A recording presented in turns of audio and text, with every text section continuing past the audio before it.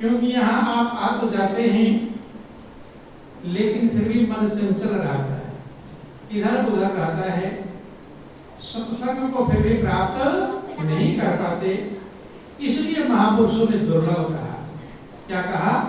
दुर्लभ। आने के बाद भी नहीं मिल पाता है। कोई बिरला भाग्यशाली होता है जो सत्संग को प्राप्त कर लेता है। आ तो गए करके काम धंधे छोड़ करके जगते भी हैं, लेकिन मन चंचल रहता है। क्या रहता है? मन चंचल। और कामों में हम कष्ट उठा लेते हैं।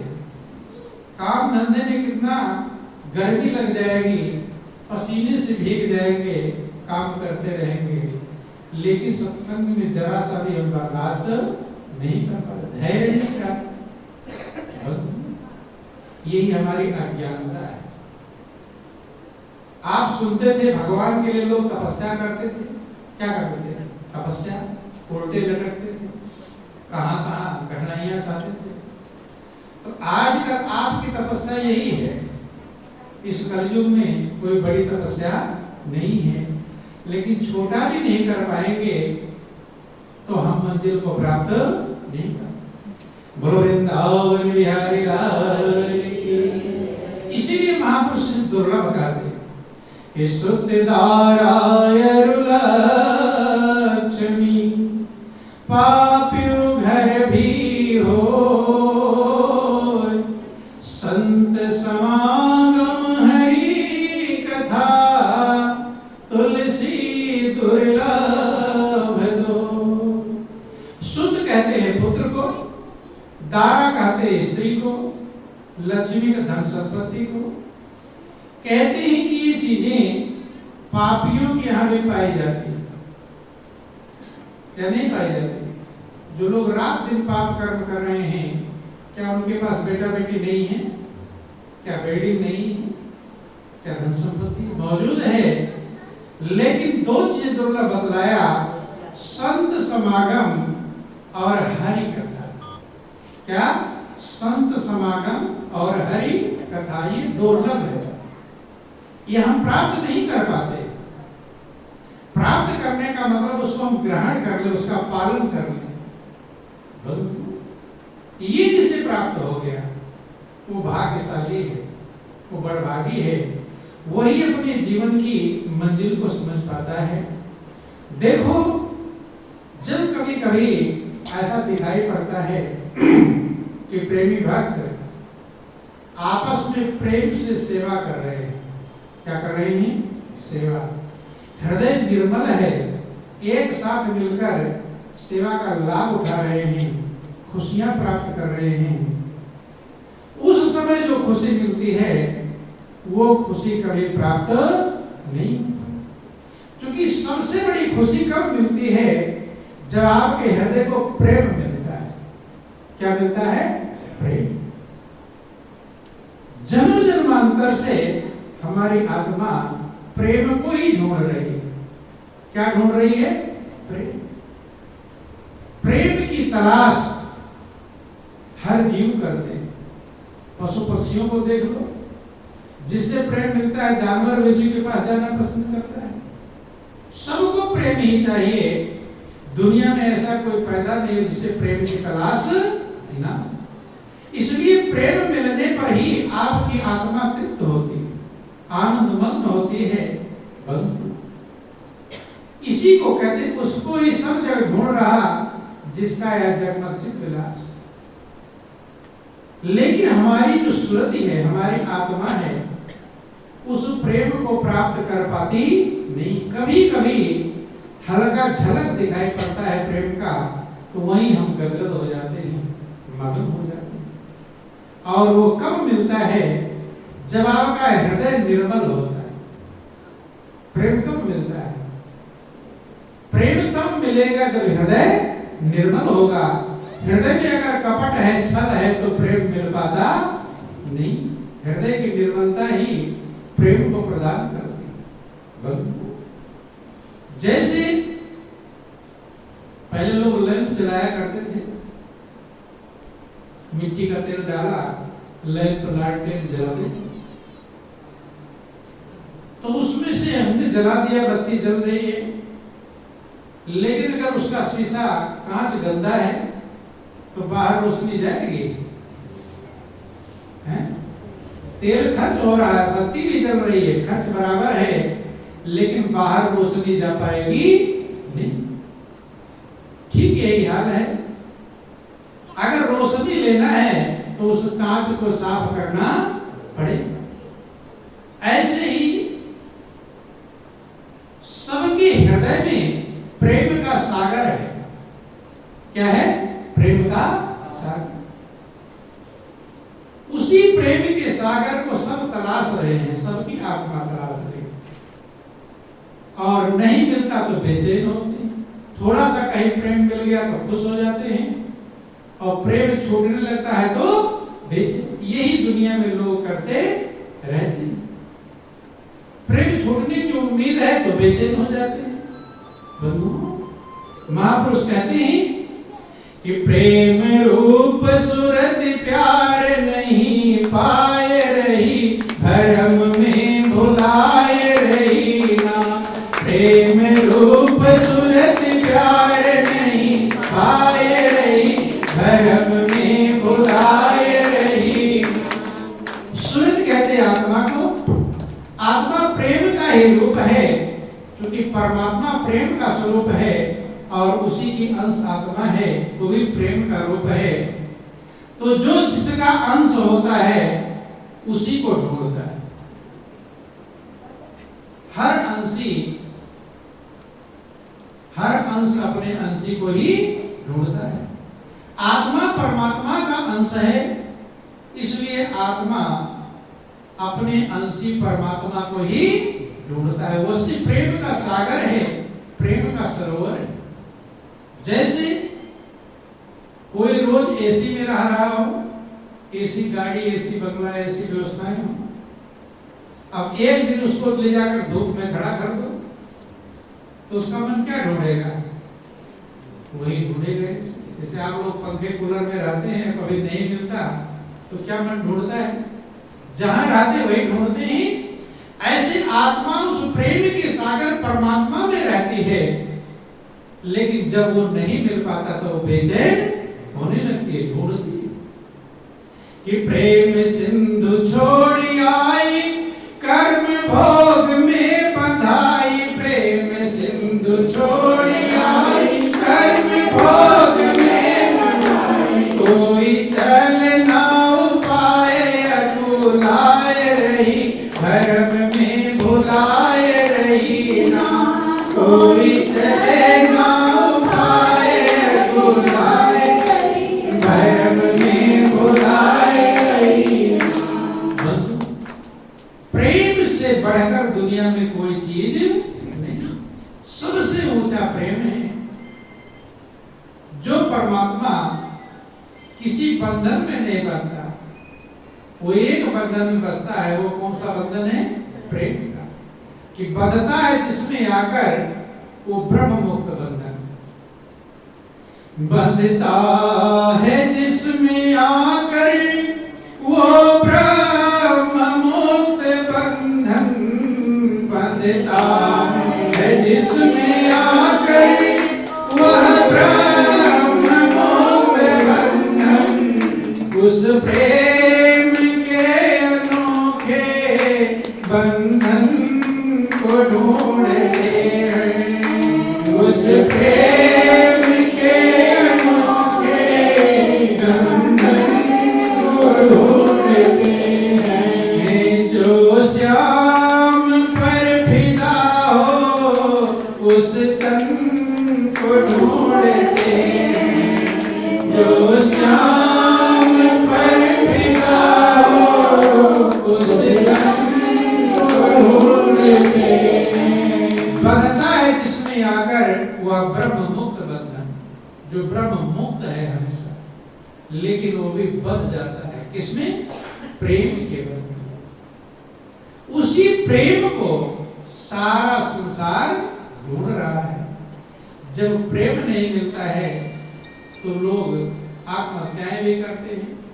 क्या क्या करेंगे कुछ भरोसा नहीं, क्योंकि उसी की चाह है एक चाह है और प्रेम सबसे बड़ी चीज है। इसीलिए जो विवेकवान हुए, जिनका विवेक जागृत हुआ, उन्होंने प्रभु के प्रेम को ढूंढ लिया, तलाश लिया। और महापुरुष कहते हैं कि सबसे बड़ा जो संबंध है वो प्रेम का है, रिश्ता। आप लोग कहते हैं रिश्ता निभाते हैं, लेकिन सबसे बड़ा रिश्ता कौन सा होता है? प्रेम का। सबसे नजदीक वाला रिश्ता हो लेकिन वहां प्रेम ना हो तो रिश्ता अच्छा माना जाएगा, और दूर वाला रिश्ता हो लेकिन प्रेम हो तो खुशी मिलेगी। ध्यान देना, याद रख लेना, नजदीक का रिश्ता बिना प्रेम के फीका रहता है, बेचैनी देता है। रिश्ता नजदीक वाला है और लेकिन प्रेम नहीं है तो क्या देगा? बेचैनी। और दूर का रिश्ता भी है, अगर वहां प्रेम हो तो खुशी प्रदान करेगा। इसीलिए महापुरुष कहते हैं कि सबसे ऊंची प्रेम सगाई। गुरु वृंदावन बिहारी लाल की सबसे ऊंची प्रेम सगाई, सबसे ऊंची प्रेम सगाई, सबसे ऊंची प्रेम सगाई, सबसे ऊंची प्रेम सगाई। कितनी ऊंची प्रेम का संबंध है, सगाई है कि दुर्योधन की मेवा त्यागे, दुर्योधन की मेवा त्यागे, साग विदुर घर खाई, साग विदुर घर खाई, सबसे ऊंची प्रेम सगाई, सबसे ऊंची प्रेम सगाई, सबसे ऊंची प्रेम सगाई, सबसे ऊंची प्रेम सगाई। कहते दुर्योधन की मेवा त्याग देते हैं भगवान श्री कृष्ण, और साग विदुर के घर जाकर खाते। किसके कारण से? प्रेम के कारण। दुर्योधन निमंत्रण देता है कि अच्छे अच्छे व्यंजन, मेवा मिष्ठान पकवान का निमंत्रण है तुम्हें। व्यंग बोलता है कि शायद ऐसा देखा भी नहीं होगा। निमंत्रण तो मिल गया लेकिन प्रेम के बिना सब बेकार। आपका रिश्तेदार को पैसे वाला हो और चले जाओ, अच्छे अच्छे व्यंजन फल फूल नौकर से भिजवा दिया कि ले जाकर रख दो टेबल पे, है? मिलने भी नहीं है, कभी आ रहे हैं। अर्थात आपको देखकर उसे खुशी नहीं मिली, बोझ समझा, तो क्या उसके अच्छे अच्छे व्यंजन खान पकवान मीठे लगेंगे? क्यों? मीठे हैं क्या? मीठे नहीं है क्या? वो सब मीठे हैं, लेकिन आत्मा वो मिठास नहीं चाहती। क्या चाहती है? प्रेम चाहती है। ये ध्यान देना, प्रैक्टिकल गौर करना। आत्मा मिठास नहीं चाह रही व्यंजनों की, वो क्या चाहती है? प्रेम, प्रेम चाहती है।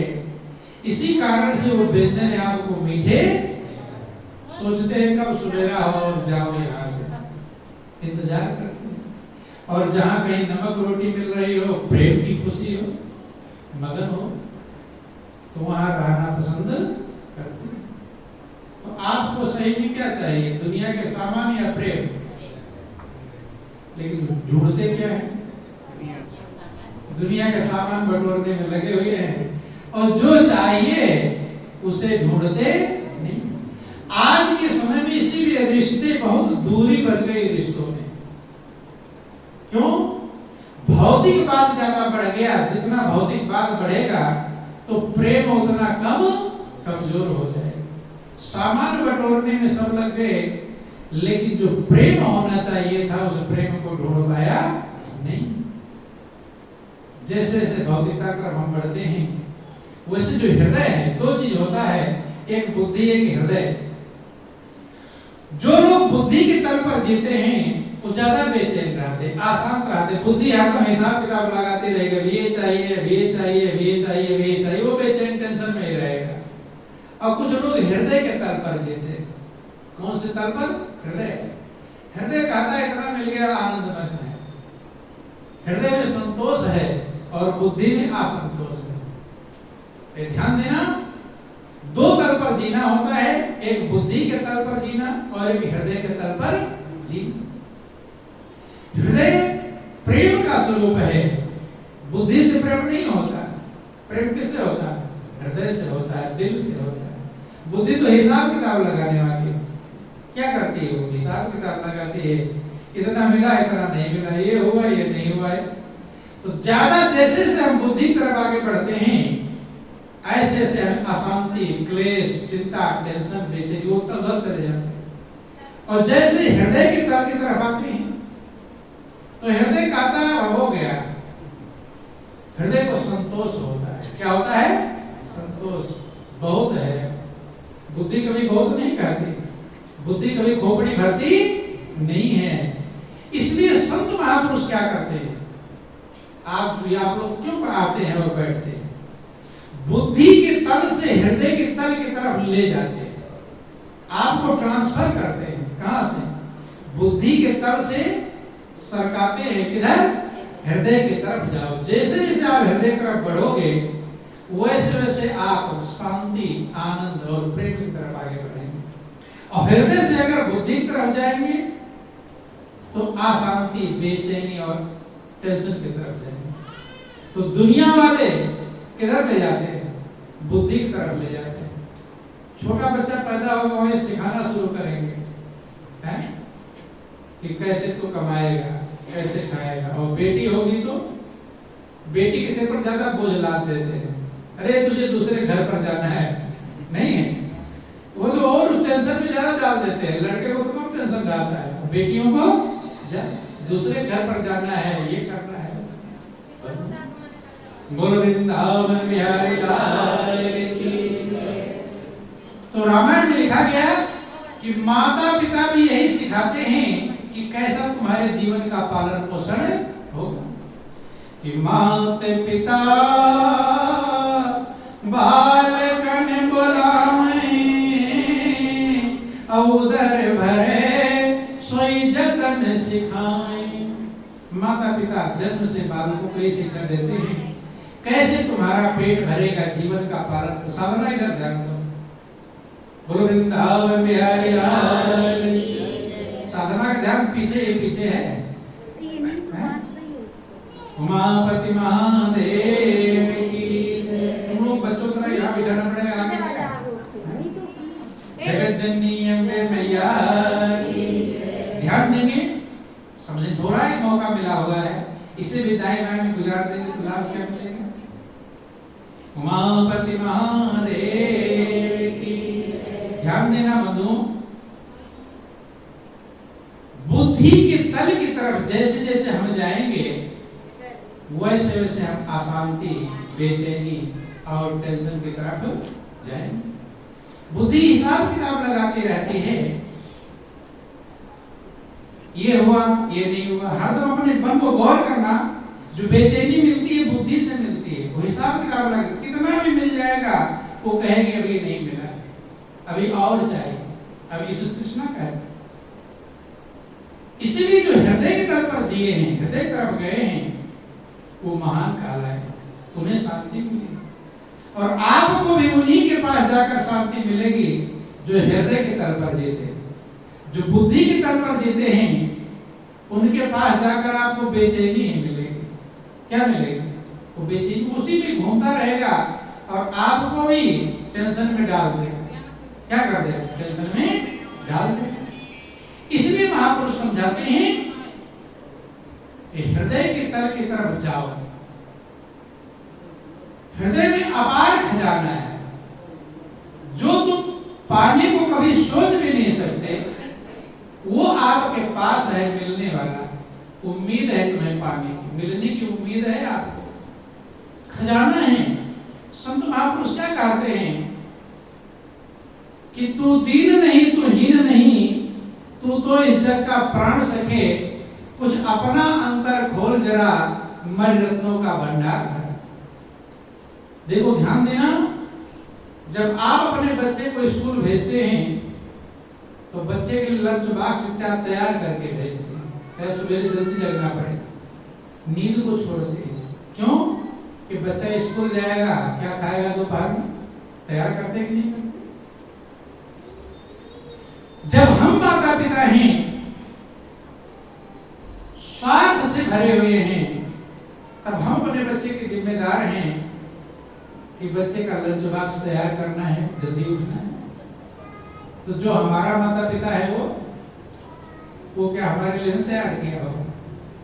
क्या हमें चाहिए वो तैयार करके रखा है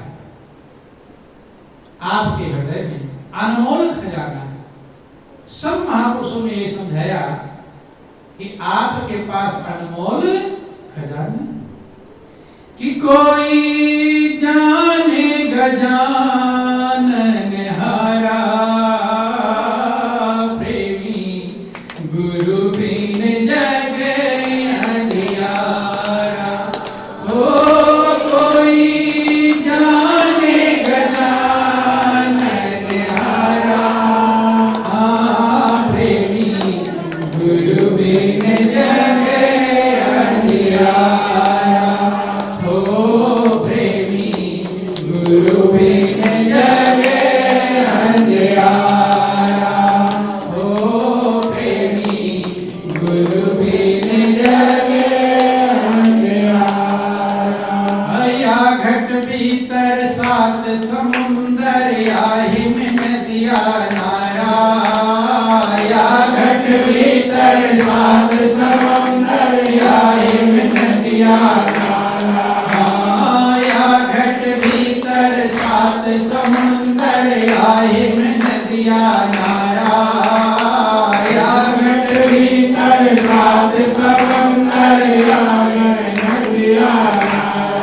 या घट भीतर हीरा मोती, या घट भीतर हीरा मोती, याहि में परखन हारा, प्रेमी गुरु बिन जग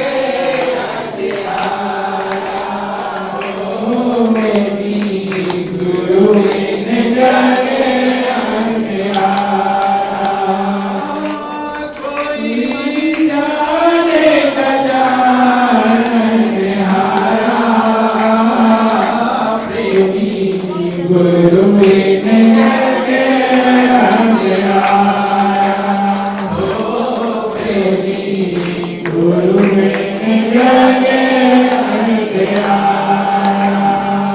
कहते हैं या घट भीतर हीरा मोती, क्या है? हीरा मोती, याहि में परखन हारा।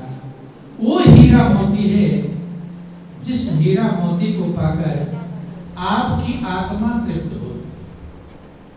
दुनिया का हीरा मोती मिल जाएगा फिर भी तृप्ति नहीं, अंदर भी वो हीरा मोती है जिसको पाकर लोग तृप्त हो गए। दुनिया का हीरा मोती पाकर आज तक किसी का वर्णन नहीं है कि ये संतुष्टि पा गए, तृप्ति पा गए। किया घट भीतर चांद और सूरज, याहि में 9 लख तारा। या घट भीतर चांद और सूरज, याहि में 9 लख तारा। हाँ, या घट भीतर चांद और सूरज, याहि में 9 लख तारा। या घट भीतर चांद और सूरज, याहि में 9 लख तारा।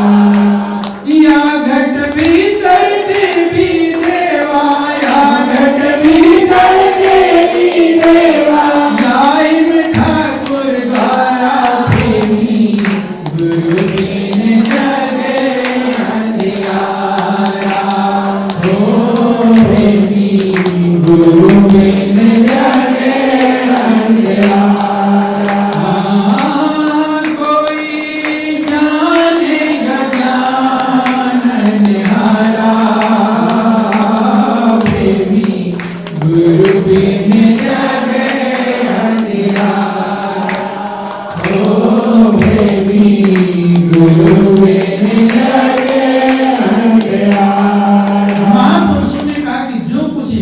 में है वो आपके अंदर है। जो ब्रह्मांड है सो पिंड है, जो ब्रह्मांड में है वो आपके पिंड में, आपके अंदर। बाहर वाली चीजें संतुष्टि नहीं प्रदान कर पाएंगी, अंदर जो है वो संतुष्टि को प्रदान करेगा।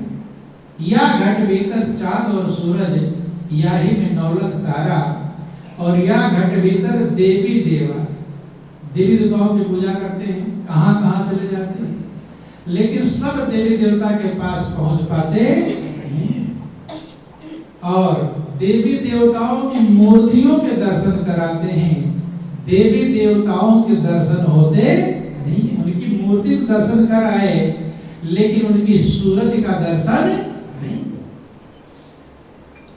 लेकिन महापुरुष कहते हैं कि आपके घट में देवी देवताओं की मूर्ति नहीं, सूरत है। क्या है? सूरत। जैसे आपकी मूर्ति से जो काम नहीं चलेगा वो आपसे चलेगा। या घट भीतर देवी देवा, या ही में ठाकुर द्वारा। ठाकुर कहते हैं प्रभु को, प्रभु का द्वार है, जिस द्वार से आप अंदर प्रभु के धाम पहुंच सकते हो। सब कहां है? आपके हृदय। ये सारा खजाना बाहर जाकर भी संतुष्ट नहीं हो पाते, अंदर में आपको तृप्ति मिलेगी। इसलिए सब महापुरुषों ने अंदर जाने के लिए कहा। कहा कहा? अंदर जाने। देखो हनुमान जी की आप लोग पूजा करते हैं, हनुमान जी भी भले चले जाते हैं पूजा पाठ कराते, लेकिन हनुमान जी भी कहते हैं अंदर। सीना फाड़ कर उन्होंने दिखाया। क्या किया? सीना फाड़ कर दिखाया। किसको? राम लक्ष्मण सीता। अर्थात पर क्या समझाया? ये समझाया कि प्रभु आपके हृदय में ही मौजूद है। तो हनुमान ने अपने अंदर गए थे, तभी तो आपको समझा रहे हैं। अपने अंदर देवी देवताओं को, राम कृष्ण को प्राप्त किए थे, आपको भी फाड़ कर दिखाया, खाली कहकर नहीं। कुछ लोगों ने कहा और हनुमान तो प्रैक्टिकल करके दिखा दिया, ताकि आप अपने अंदर जाओ। हनुमान जी की पूजा करते ही हनुमान जी के अगर बात मान लें, अंदर चले जाए, तो यहाँ एक देवी देवता है, वहां 33 करोड़ देवी देवता, सब आपके अंदर मौजूद है। लेकिन अंदर जाएंगे कैसे? महापुरुष कहते हैं कि जब तक बोलो वृंदावन बिहारी लाल की जय, उमापति महादेव की जय, पवन सुत हनुमान जी महाराज की जय। बंधु, अंदर जाएंगे कैसे? अंदर जाने का मार्ग गुरु की कृपा से प्राप्त होता है। इसीलिए राम और कृष्ण जो भगवान हुए, वो भी गुरु की शरण में गए। बंधुओं, महापुरुष कहते हैं कि अंदर बढ़ो। आपके अंदर अनंत खजाना है। वही वाला हाल है कि किसी के घर में खूब अच्छे अच्छे पकवान और व्यंजन बने हुए रखे हों, लेकिन अच्छा अच्छा भोजन बना हुआ है, पकवान बना हुआ है, लेकिन उसे पता ना हो कि मेरे घर में बना हुआ रखा है,